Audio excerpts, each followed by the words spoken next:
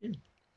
Hi, everyone. I'm Catherine Anaya. Welcome to Conversations with Catherine. I am very excited to have as my guest today Tennyson Jones. He is a Scottsdale, Arizona senior in high school who is trying to help the hundreds of sulcata tortoises at the Phoenix Herpetological Society Sanctuary. It is so good to see you, Tennyson. Thank you. Yeah, glad to be here. Glad to have you. So you go by 10. So I'm Yeah. going to call you 10 during our conversation. Very nice to meet you again. Anxious to talk about how you want to help the tortoises. But first, I want to talk about how you got involved with Phoenix Herp. You're a volunteer at the sanctuary. It is the largest reptile sanctuary in the United States. How would you describe for people who've never been there what it's like, what's involved?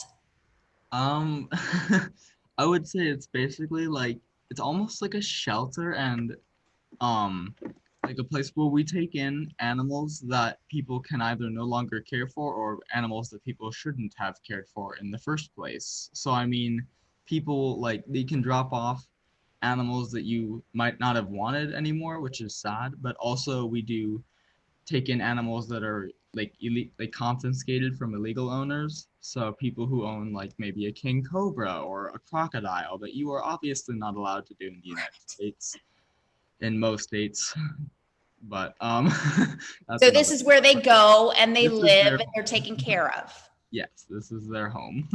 So let's talk about how you discovered them. You've been involved with Phoenix Herp for many years now. First as a summer camper, I should say. I was going to say camp counselor, but that's after. So a Yeah. summer camper in 2016. Then you became a counselor in training and now a volunteer. There are 400 African Sulcata tortoises that live at Phoenix Herp that have been donated or rescued by Phoenix Herp. Is that correct? Yes. Okay, so tell me about the situation with the tortoises that you're trying to help with. Okay. They ooh, thunder. I know. I So heard that that too. that It's literally I raining. know, right? Good for the desert finally. Yes. The way we have gotten into all of this, and the reason I would like to help them is because we simply don't have enough enclosures for them. It's getting cold, and especially now with all this rain, but these lower temperatures for Arizona, like believe it or not, even though these are desert tortoises, they're from Africa, so they don't actually get this chilly of a desert. So they will get like they basically get colds. It's sad, but they get colds is the simplest way to say it, and they will die because they're not used to this extreme weather, even though they are from a desert. So my intent of doing all this is to build them winter enclosures so that way they don't have to feel the wrath of the cold. Well, and so what happens to them in those extreme temperatures that they're not used to? Because a lot of people don't realize that it does get very cold here, especially at Yeah. night during the winter. So what happens is they often get, I think it's called not pneumonia, but they get like Respiratory problems? respiratory, yeah. I was gonna say I don't think pneumonia is something that reptiles can get, but they do get respiratory issues and this they get clogged up and it actually will kill them. So that's if we can keep them warm, then they will not I won't be as worried. So with these enclosures, multiple enclosures, you're hoping to Yeah. fund I it? would aim to build anywhere from 12 to 15 of them if we can. And so what do they require other than keeping, shelter over the tortoises? They usually will have they're insulated and they'll have probably more than one heat lamp. So we have these giant UVB bulbs that we'll buy and put in them in our current ones. We have a couple, but we're aiming to build more. So we put in these UVB bulbs that are to mimic sunlight to keep them warm when they're in there because reptiles need UVB to keep their bones strong and stay healthy. So they will be. It's also to prevent crowding because the few enclosures that we do have now, because of how many we have to fit in them, it's pretty crowded in them. Right.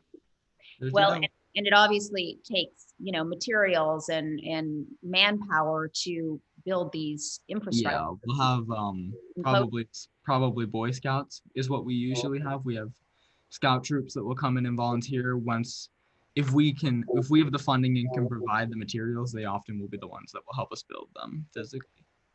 And how much does one enclosure cost, would you say?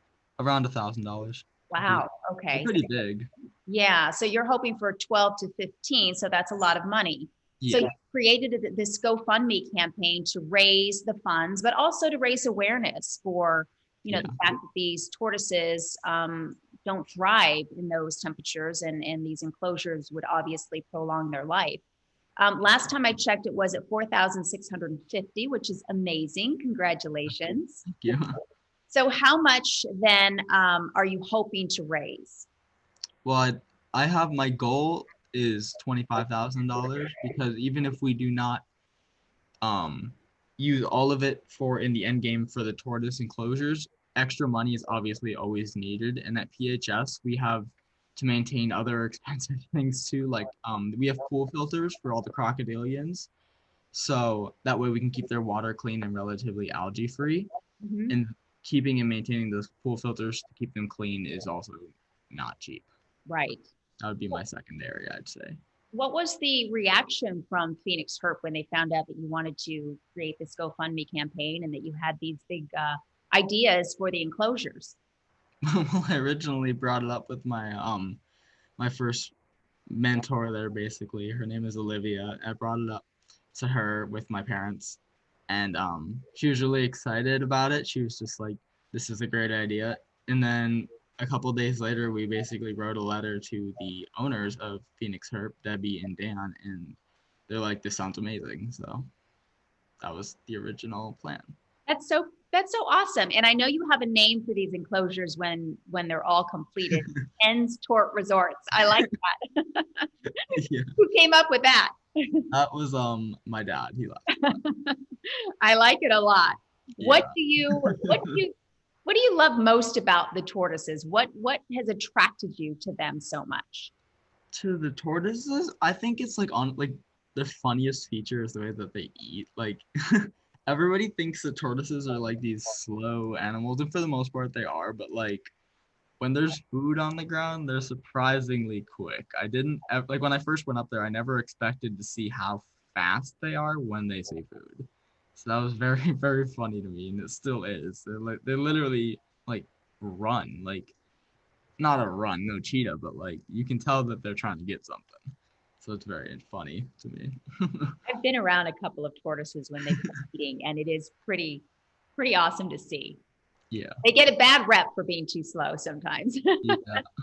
They are Ready very to cool win creatures. the race. So let me ask you, because you know you're not your typical senior. I mean, you're doing this project all on your own, and it's obviously something you're passionate about. How has this involvement with Phoenix Herp changed your life? I mean, like when I say this, I don't mean this to be like all vain, but I think it makes me a more well-rounded person to be a volunteer. It's something that I know most of my acquaintances and friends at school probably don't have. So it makes me look good for colleges as well as make me a just more developed person. Hmm. And has it impacted your long-term goals as far as a career goes? Once you're in college and past college? Oh yeah, definitely. I'd like to be a marine biologist, so not necessarily reptiles, but same animal science area. So I would like to be a marine biologist, and I have schools in Florida that I've been looking at. Hmm. And you may not have come to that had you not been volunteering. So, what's your advice as far as inspiring other young people to number one, volunteer, but also to get out there and realize their passions and try to make a difference in the community like you have? I would say like even if your parents want you to like stick to one thing, you should like listen to them, but I want you to try stuff. Be experimentative. I like PHS was found by my parents actually. They were like they found it in like an ad and they're like this looks kind of cool. It was like from a friend who gave them the ad. But and then like sure it was their initiative, but I think it's super cool that like sometimes there's little nooks and crannies of places you might not know about, and if you really get into them, then they're amazing. So that's what I'd say. Try Be new things. experimentative. Try new things. And don't be afraid to take an idea and run with it like you are. Yeah, yeah. Well, I'm definitely. anxious to see when this all comes to fruition. How long do you think it's going to take? To raise all the funds? Ooh, I'm not sure. I mean, I would hope to have most of the money that I will be getting. Like, I'd hope that most of the donations will come through by mid to late, like February, honestly, because eventually it won't be as cold. But then if I have enough money, then hey, next year we got all sorts of new cold again. So it'll be good to continually build these as we get the chance.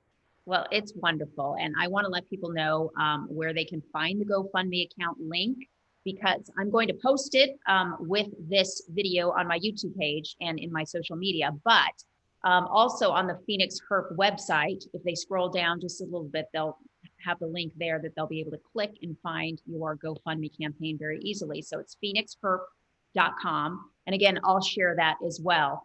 But people can also get in touch with you. You're on Instagram, Twitter, and Phoenix Yeah, Herp is on TikTok. They're obviously very supportive of what you're doing. yeah. So I'll make sure to share all of that as well. Thank you. Yes, absolutely. Well, good luck to you, Ten. I'm so excited to hear about, how this all comes together when it finally does and continued success in raising so much money for such a great cause. I think it's a great cause too. So thank you. Good to see you. Thank Good you. to see you too.